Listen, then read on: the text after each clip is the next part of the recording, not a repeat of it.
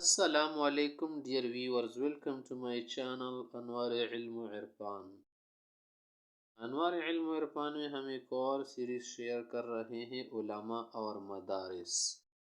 قسط نمبر 3 ہے اس کی. پہلے ہم نے بیان کیا تھا کہ دیکھیں پہلے زمانے کے جو علماء ہوا کرتے تھے حکمران دونوں علوم سیکھا کرتے تھے. علوم دنیاویہ جن کو فنون کہتے ہیں، علوم اخرویہ جو کہ دینی علوم ہیں. اسی وجہ سے ان کا دور آتا اور ترقی عروج کا دور تھا. پہلے دور کے علماء صرف قرآن و حدیث اور علوم عربیہ نہیں پڑھتے تھے بلکہ دنیاوی علوم بھی جو کہ فنون کہلاتے ہیں سیکھتے تھے.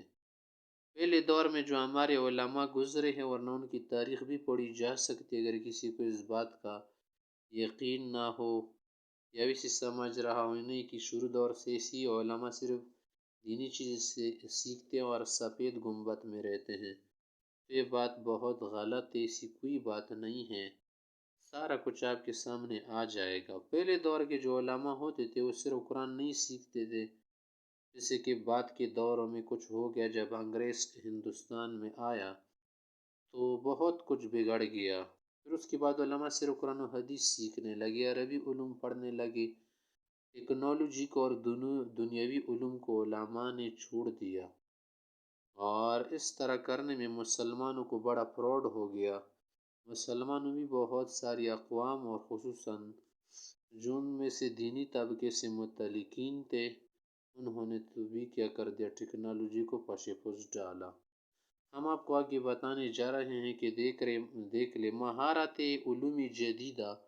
وقت کے مطابق علوم علماء حضرات پہلے سیکھتے تھے. جو سکلز میدان میں آتے ہیں، جو مہارتیں نئی نئی وجود میں آتی ہیں، علوم جدیدہ جن کو علوم حدیثہ بھی کہتے ہیں، نئے علوم جدید علوم وقت کے مطابق وہ علماء حضرات پہلے سیکھتے تھے، مدرسوں میں سکھائے جاتے تھے. مدرسہ، کالج، یونیورسٹی کی چیز کا نام تھا.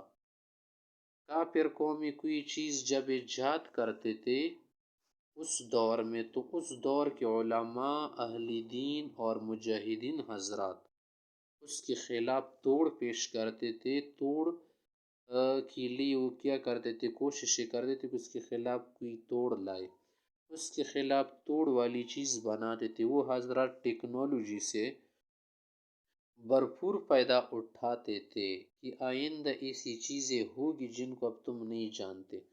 قرآن کریم میں آیا ہے کہ کچھ ایسی چیزیں بھی وجود میں آئے گی جن کو تم فی الحال نہیں جانتے. تو معنی کیا ہو گیا کہ زمانے کے مطابق جو بھی چیزیں وجود میں آئے گی اس میں کوئی حرمت، خرابی، مفسدہ نہیں ہوگا تو اس کو اپنایا جائے گا. مسلمانوں کے لیے اس میں دور اندیش ہونا ضروری ہے اور دور رس ہونا ضروری ہے. ایسا نہ ہو کہ کیا کر لیں، ان چیزوں کو خلافی دین سمجھ لیں. علوم جدیدہ نئی مہارتیں دین کے خلاف نہیں ہیں اگر اس میں کوئی مفسدہ نہ ہو، دنیاوی اور دینی ضرر نہ ہو، اسے بھرپور فائدہ اٹھانا ایک عقل مند مسلمان کا کام ہے.